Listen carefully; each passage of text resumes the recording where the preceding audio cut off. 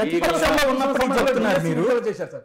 ఎన్నికలు సమీపిస్తున్న సమయంలో డిఎస్సి చేశారు. షెడ్యూల్ లోగా పూర్తి చేస్తారా? వాళ్ళు అది చేయలేదు కదబ్బా. నేను అనేది ఇప్పుడు ఇద్దరం పోటీ పడుతున్నాం ఇక్కడ. చంద్రబాబు నాయుడు జగన్మోహన్ రెడ్డి గారు అనేది తేలాలి. చంద్రబాబు నాయుడు గారా జగన్మోహన్ రెడ్డి గారా రేపు సీఎం అనేది స్టేట్ అనేది ఓట్ బ్యాంక్ రాజకీయం కాదంటే వేరే ఎవరైనా ఉన్నారా?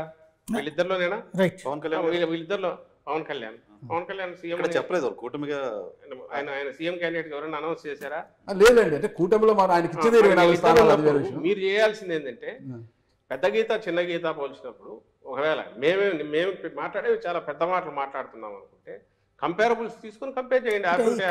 ఆ రోజు ఎన్ని డిఎస్సి ఇచ్చాడు, ఈ రోజు మా బడ్జెట్ 54,000 కోట్లు ఉన్న మేము వచ్చేటప్పుడున్నది శాలరీ బడ్జెట్, వేజ్, ఎంప్లాయీస్ వీటికి సంబంధించిన అన్ని రకాల వాళ్ళకి 90,000 దాదాపు పోయింది. ఇప్పుడు ఇది వీఆర్ నాట్ బ్లేమింగ్ ఎనీబడి. ఆయన ఎవరిని అనట్లా, కానీ ఇట్స్ ద రియాలిటీ. ఇన్ టైంలో పే చేయాల్సిన ఈ ఉద్యోగికి వాళ్ళకి ఫుడ్ దొరికేదే దాంతో వాళ్ళ పిల్లల చదువులకు అయ్యి దెబ్బతీస్తున్నారు. ఖచ్చితంగా అవే బకాయిలు ఎక్కడికి పోయేవి కాదు, ఇవ్వకుండా ఎగ్గొట్టేవి కాదు, తప్పించుకోలేము కూడా.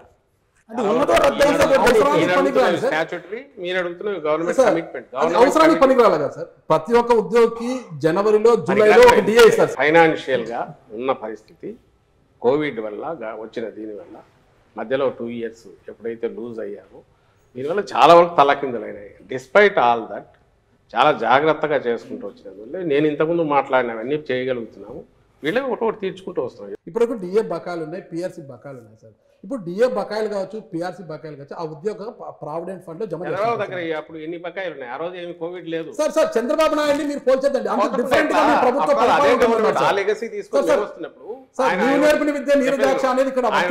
94,000 కోట్లున్న డెట్ ఆయన 2,60,000 కోట్లు చేశాడు.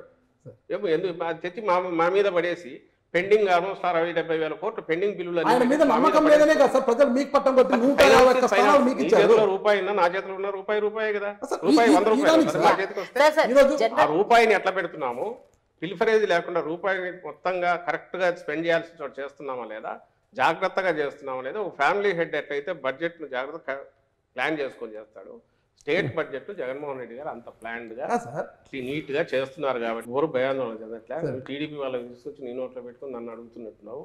ఎవరు they are happy, they have ఉన్న వాళ్ళకి రావాల్సిన వాటి గురించి అడుగుతున్నారు. మొన్న కూడా కూర్చున్నాము, చెప్పింది అర్థం చేసుకుంటున్నారు. కొత్త ఉద్యోగాలకు సంబంధించి వీటికి సంబంధించి కూడా వాళ్ళు వచ్చి అడిగినప్పుడు చెప్తున్నాం. మీ సమస్యలు చూడండి, కొత్త ఉద్యోగాల గురించి మేము చూస్తున్నామన్నా వాటి గురించి కూడా ఎక్స్ప్లెయిన్ చేస్తున్నాం. ప్రాబ్లం ఎక్కడొస్తుంది అంటే మీరు అవునన్నా కాదన్నా అపోజిషన్ ఏది చెప్తున్నారో అదే అడుగుతున్నారు. నేను ఇంతకుముందు అన్న మెడికల్ స్ట్రక్చర్ 17,000 కోట్లు స్కూల్లో అది నేను చెప్పలే, అది 16,000 కోట్లు ఎంతో దాని మీద పెట్టి స్కూల్స్ అన్ని రీవ్యాంప్ చేసి అందులో ఇదేం మేము ప్రామిస్ చేసింది కాదు. సారు ఆయన సీఎం గారు ఆ రోజు మా గౌరవ ముఖ్యమంత్రి గారు ప్రతిపక్ష నాయకుడు గాను వైఎస్ఆర్సీపీ అధ్యక్షుడు గాను మేనిఫెస్టో రిలీజ్ చేసినప్పుడు చెప్తే అమ్మఒడి మాత్రమే అది ఇచ్చి మేము కామ్గా ఉంటే ఇవన్నీ ఏం వచ్చేవి కాదు. డిస్పైట్ కోవిడ్ ఈ 17,000 కోట్లు ఒకటి చాలు మొత్తం తీర్చేయడానికి, అన్నీ తీర్చేసి హ్యాపీగా ఉంచవచ్చు. మా ప్రియారిటీస్లో జగన్మోహన్ రెడ్డి గారి ప్రియారిటీస్ వచ్చిన అవకాశం 5 ఏళ్ళు ఇచ్చిన అవకాశంలో మ్యాక్సిమం ఒక డ్రైవర్ అంటే పుష్ను ఇవ్వాలి, బేస్ వేయాలనుకున్నారు, అది వేశారు. దాన్ని మీరు అంటున్న ఉద్యోగులు కూడా అప్రిషియేట్ చేస్తున్నారు. అందుకే వాళ్ళు ఏమంటారు, సార్ అది బ్రహ్మాండంగా చేస్తున్నారు, దాంతోపాటు ఇది కూడా ఇస్తే బాగుండేది అంటున్నారు తప్ప మీరంతా బాగా జల్సాగా ఉన్నారు సార్, పవర్ ఎంజాయ్ చేస్తున్నారు, మమ్మల్ని ఎందుకు పట్టించుకోవట్లనే ఎవరన్నట్లా. వాళ్ళకు బాధ ఉంది, వాళ్ళ వేదన చెప్తున్నారు. కోపం ఎందుకు లేదు అంటే జగన్మోహన్ రెడ్డి గారు ఆయన ఖాళీగా కూర్చోలే, మీరు అన్నట్టు అందరినీ వదిలేసి విలాసాలకు ఎక్కడో తిరగట్లా, ఏదో ప్రైవేట్ లైఫ్లో ఎక్కడా లేరు. ఆయన పూర్తి పబ్లిక్ మీద ఫోకస్ పెట్టారు. అండ్ పూరెస్ట్ అమాంగ్ పూర్ను ఎట్లా వాళ్ళని పైకి తీసుకురావాలని ట్రై చేస్తున్నారు. వాళ్ళు పైకి వస్తున్నారు, కళ్ళ ముందు కనపడుతుంది.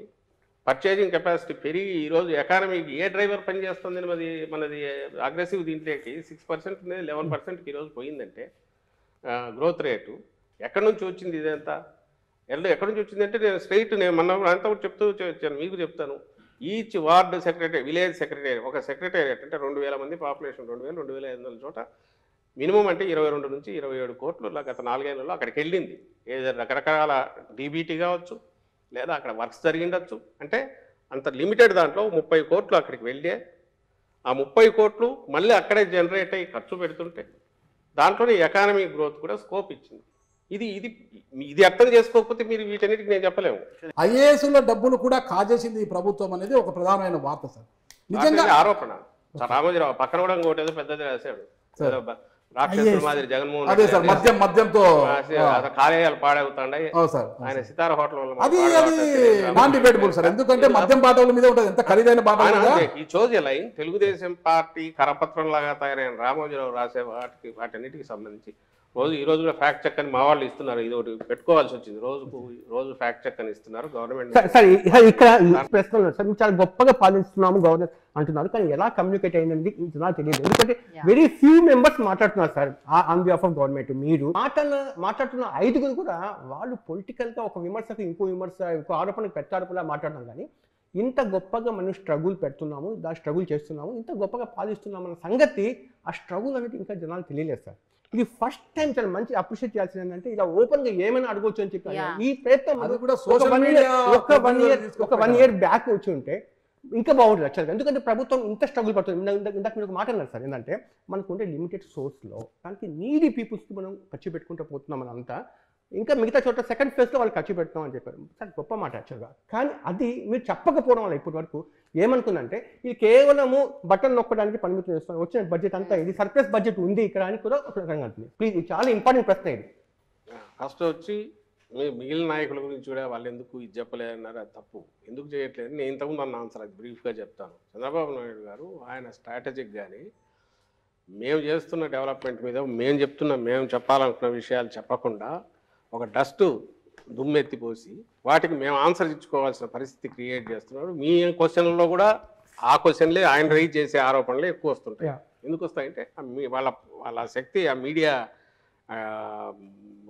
పుష్ కానివ్వండి, వాళ్ళు ప్రచారం చేయగలిగిన లక్షణం వాళ్ళకు.